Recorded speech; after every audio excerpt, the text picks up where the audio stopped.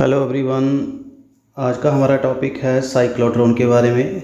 It is important topic in the third unit of the 12th class physics. तो चलिए शुरू करते हैं। एक एक्सेलरेटर का काम करता है जिससे हम पार्टिकल्स को एक्सेलरेट कर सकते हैं जिनके ऊपर चार्ज होता है। सो ये हाई एनर्जी कैरी कर लेता है और इससे न्यूक्लियर रिएक्शन में इसको यूज़ करते हैं। स्टार्टिंग में लीनियर एक्सेलरेटर डेवलप किया गया था।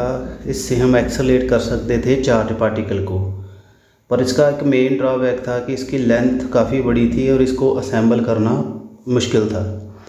So if the charge particle are to be accelerated very high energy, अगर ज़्यादा करना हो it is because cylinder tube की हमें लेंथ बढ़ानी पड़ेगी। ठीक है, सो हम ज़्यादा लेंथ नहीं बढ़ा सकते थे, इसलिए जो लीनियर एक्सेलरेटर इतना कामयाब नहीं हो पाया। तो इसकी ड्रॉबैक को देखते हुए जो साइक्लोट्रॉन था वो लॉरेंस एंड लिविंगस्टोन ने 1931 में डेवलप किया था और ये सूटेबल था accelerating the heavy charge particle, जैसे प्रोटॉन हो गया, alpha particle, positive ion, cation वगैरह।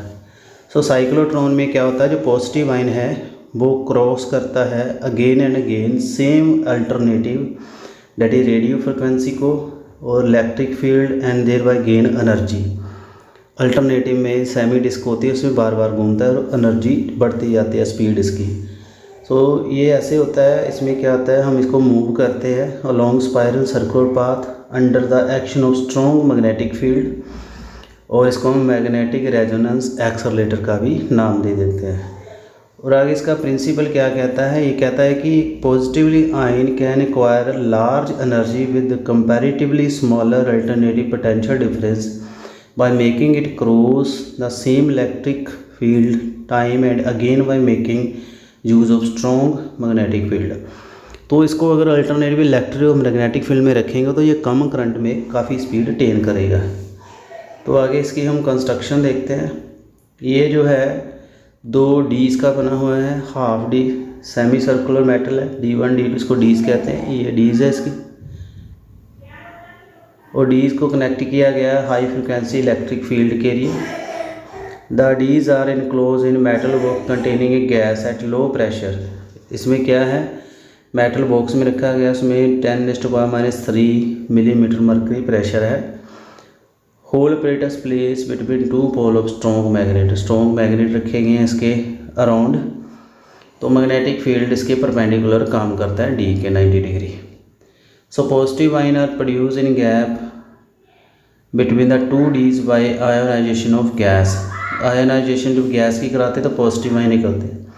तो यहाँ प्रोड्यूस करने के लिए प्रोटॉन आप हाइड्रोजन गैस का यूज़ करते हो, अगर अल्फ़ा पार्टिकल बनाने तो आपको हीलियम का यूज़ करना पड़ेगा। ठीक है जी। थ्योरी क्या है इसकी, इसमें है एक पॉजिटिव आयन आप मानिए एक सेंटर गैप में किसी टाइम पे है, यहाँ पे गैप है डी का, यहाँ मानिए एक पॉजिटिव आयन है।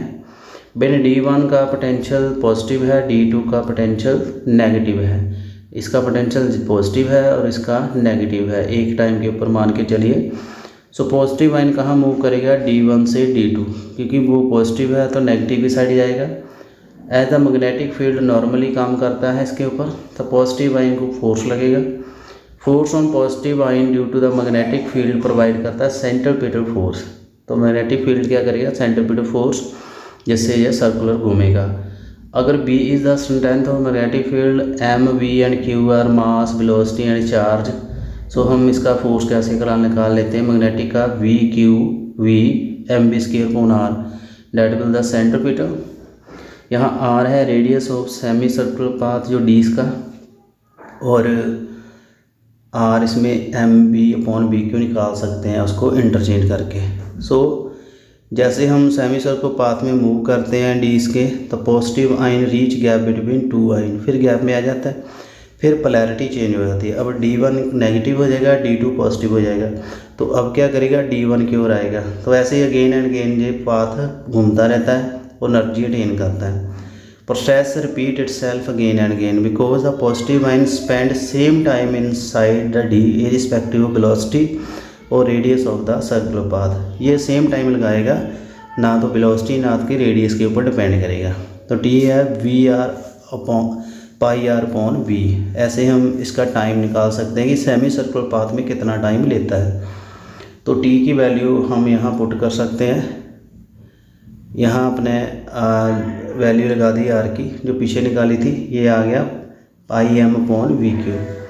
सो as required time which is a positive ion of mass M charge Q spend करता है डी के independent of velocity and radius, इसके ऊपर डिपेंड नहीं करता।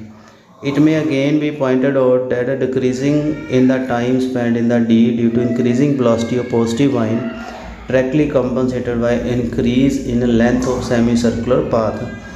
सेमीसर्कुलर पाथ की लेंथ इंक्रीज करने से ये कंपनसेट होता है। इस कंडीशन में पॉजिटिव आइन ऑलवेज क्रॉस करता है alternative electric field between the gap between the two dees in correct phase. तो इस वजह से फेज ठीक रहता है। सो इस वजह से जो सेमी सर्कुलर पाथ है वो पूरा फॉलो करता है। अब साइक्लोट्रॉन की फ्रिक्वेंसी देखेंगे।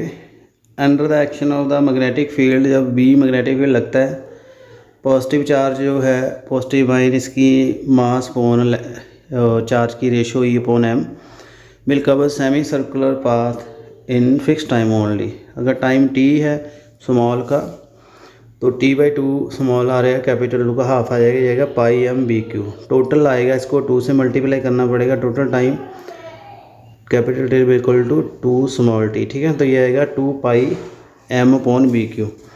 तो फ्रीक्वेंसी होता है 2 पाई अपॉन टी, तो ये आएगा आपका बी क्यू अपॉन एम। 2 पाई इसमें कैंसिल हो जाएगा, ठीक है। तो उसके बाद साइक्लोट्रॉन की फ्रिक्वेंसी है 1/t B Q upon 2 pi M हो सकता है। इसको कहते हैं मैग्नेटिक रेजोनेंस फ्रीक्वेंसी। और आगे मैक्सिमम एनर्जी कैसे आएगी इसके लिए आपको वी मैक्सिमम मानना पड़ेगा। वेलोसिटी है जितनी ज़्यादा से ज़्यादा ये साइक्लोट्रॉन में पार्टिकल ले सकता है। तो V Q V M half M B square V max square R करके यहाँ आपका आ जाएगा, एक वी कैंसिल हो जाएगा, तो ये आपका आ जाएगा V Q R upon M. तो एनर्जी इसकी आती किनेटिक एनर्जी, क्योंकि ये मूव कर रहा है, इसका हाफ एम बी स्केयर आएगा। तो बी मैक्स की वैल्यू पुट कर देंगे तो ये आएगा half B square Q square R square upon M. ये इसकी मैक्सिमम एनर्जी होगी। सो द मैक्सिमम एनर्जी जो इसमें आ रही है एनर्जी बाय पॉजिटिव आइन, इसको हम इन अदर फॉर्म में भी देख सकते हैं। जैसे हम देखें भी पोटेंशियल डिफरेंस जो हम अप्लाइड कर रहे हैं डी में, and N is the number of time the positive ion cross the gap. तो इसी हिसाब से हम मैक्सिमम देखें तो ये आता है एन वी क्यू, जितनी बार जाता है। कैपिटल एन है 2n मतलब स्मॉल एम है हाफ रोटेशन, और 2 हाफ रोटेशन एक फुल रोटेशन देगी पूरा सर्कुलर पाथ, तो इसलिए कैपिटल एन आएगा 2 स्मॉल एन।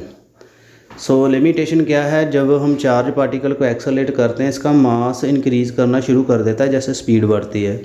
जब इसकी स्पीड ज़्यादा हो जाती है, लाइट के आसपास पहुंच जाएगी, तो mass of charge particle quite large हो जाएगा इसके रेस्ट मास से कंपैरेटिव। जो इसका स्टार्टिंग में मास था उससे ज़्यादा बढ़ जाएगा। एम नोट अगर रेस्ट मास है तो इसका मास आएगा M nought upon 1 minus V square upon C square. Einstein equation लगेगी ई एम सी स्केयर के हिसाब से निकालते हैं, और इसको हम सब्स्टिट्यूट कर रहे हैं। एम की वैल्यू जो है यहाँ टाइम में ऊपर जो दिया हुआ है तो ये आ जाएगा। इसको हम टी की वैल्यू में पुट करेंगे, यहाँ जो हमने टी निकाली है ये, ठीक है। यहाँ हम मास की वैल्यू पुट करेंगे तो ये आपका क्या आ जाएगा यहाँ पे pi M not V Q √1 minus B square R square. तो जैसे बी बढ़ता है टाइम बढ़ेगा, charge particle start taking and more time to complete circular path. Since the electric जो फील्ड है change the polarity of D, fix interval में change हो जाता है, तो charge particle start lagging behind ultimately last colliding against the wall of D. However this problem overcome by following veg. तो जब उसका पाथ बढ़ जाएगा, स्पीड बढ़ जाएगी, तो वो सर्कुलर पाथ में नहीं डीज के कॉर्नर में टकराना शुरू कर देगा। इसका अल्टरनेटिव है, जैसे आपको पता बी इंक्रीज़ करती है √1 minus B square C square, ये फैक्टर डिक्रीज़ हो रहा है। So B increase such manner that, ये जो फैक्टर है V √1 minus V square upon C square, hence T always constant रहता है। तो इस फैक्टर को हमने डिक्रीज़ रखना है। Such in which the strength of magnetic field adjusted to overcome problem due to relative variation in the mass of positive ion. इसको कहते हैं सिनकैट्रॉन। तो इसमें हम रेलेविस्टिक जो चेंजेस हैं, स्पीड के साथ मास बढ़ता है, उसको हम देखते हैं। तो उसको हम सेट करके रखते हैं इस रेशो को। तो frequency of revolution of charge particle in the D में भी एक्सप्रेस, फ्रिक्वेंसी आती है म्यू बी को √1 - b²c² 2π m0। तो ये ऐसे बी बढ़ रही है, ये चीज़ डिक्रीज़ होगी, हैंस फ्रिक्वेंसी डिक्रीज़ होगी। सो इसका frequency of electric field are यस्टर to be always equal to frequency of revolution of charge particle. Then such, इसको हम कहते हैं सिनको साइक्लोट्रॉन और फ्रिक्वेंसी मॉड्यूलेटर साइक्लोट्रॉन। इसको हम फ्रिक्वेंसी के हिसाब से रखते हैं। तो इसमें वेलोसिटी के हिसाब से इसको एडजस्ट करेंगे। तो यह सिनकेट्रॉन, ये आता है synchrocyclotron frequency modulator. So cyclotron को हम यूज़ करते हैं to accelerate heavy charge particle such as proton. It is not suitable for electron. Reason है क्योंकि स्मॉल मास है, स्पीड बढ़ती है तो इससे हम मास बढ़ जाता है, तो इस वजह से हम स्मॉल पार्टिकल को यूज़ नहीं कर सकते। तो ये था इन डिटेल साइक्लोट्रॉन के बारे में, इसका structure, working, functioning and limitations. So कैसा वीडियो लगा काइंडली कमेंट करिएगा। मिलेंगे नेक्स्ट वीडियो में with new topic for your better understanding in the physics. Thank you. Channel subscribe करके बेल आइकन के ऑल के ऊपर क्लिक कर दीजिएगा ताकि आने वाले वीडियो आपको मिल सके। Thank you and best of luck for exam.